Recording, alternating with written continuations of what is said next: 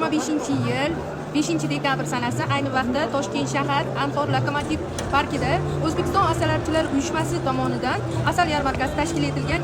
Asal yarmarkasi 2-dekabr sanasidan 11-dekabr sanasigacha davom etadi. Shoshilinglar, eng muhimi birinchi qo'l budjetbop 70 ming so'mdan 200 ming so'mgacha asal topasizlar. Asalni turi xiliga qarab. Asallar Baxmalda ham shunaqa arzonmi yo yarmarkaga yarmarka bo'lgani uchun arzonlashtirib berilgan. O'zi bu yarmarkaning maqsadi Toshkent xalqi uchun arzonlashtirib berish maqsad. Chunki asalni hozir siz menga 80 ming so'm dedingiz. O'zi aslida necha pul tog'asal? O'zi aslida uyda sotiladi 130 ming, 140 ming sotamiz asallar. 150 160 minggacha sotiladi. Endi bu yerda yarmarkaning maqsadi o'sha boya aytgandek arzonlashtirib berish.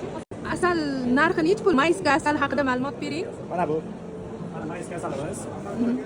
Bu narxi 100 ming sotyapmiz. Mana haqiqiy asal. Mana shuni ko'targan paytingizda qancha ko'tarsangiz ham uzilmaydi. Haqiqiy toza asal uzilmaydi. Keyin mana urgan vaqtda sachrab ketmaydi. Shunisidan bilib olsa bo'ladi. Demak, toza asalni ko'targanda uzilmaydi, urganda sochilib ketmaydi. Mana shundan farqlash mumkin-a? Shunday. Bu yerda faqat toza asallar kelgan, 100% sifatli. Kelib bemalol olaverasizlar. 11-dekabrgacha davom etadi.